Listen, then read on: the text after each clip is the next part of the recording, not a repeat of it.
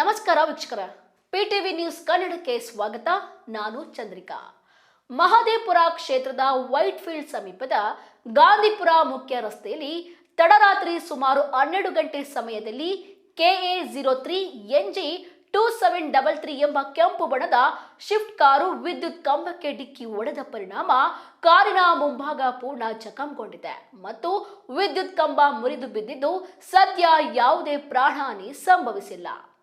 ಕುಡಿದು ವಾಹನ ಚಾಲನೆ ಮಾಡಿದ್ದ ಈ ದುರಂತಕ್ಕೆ ಕಾರಣವೆಂದು ತಿಳಿದು ಬಂದಿದ್ದು, ಎಲ್ಲಮೋಡಿನ ಕಾರು ಹಾಗೂ ಕೆಂಪು ಬಣ್ಣದ ಶಿಫ್ಟ್ ಕಾರಿನ ಚಾಲಕರು ಕುಡಿದ ಅಮಲಿನಲ್ಲಿ ಕಾರು ಚಲಾಯಿಸಿ ರಸ್ತೆ ವಿದ್ಯುತ್ ಕಂಬಕ್ಕೆ ಡಿಕ್ಕಿ ಹೊಡೆಯಲಾಗಿದ್ದರೂ ಸಹ ಈ ಬಗ್ಗೆ ಸ್ಥಳೀಯ ಠಾಣೆಯಲ್ಲಿ ದೂರು ದಾಖಲಾಗಿಲ್ಲ.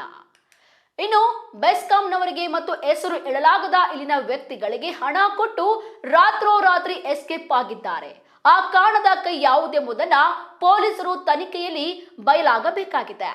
ಕುಡಿದು ಸರ್ಕಾರಿ ಆಸ್ತಿ ಹಾನಿ ಮಾಡಿದ್ದಕ್ಕೆ ಇಲಾಖೆ ಯಾವ ರೀತಿ ಕ್ರಮವನ್ನ ಕೈಗೊಳ್ಳುತ್ತದೆ ಎಂಬುದನ್ನ ಕಾದು ನೋಡಬೇಕಾಗಿದೆ.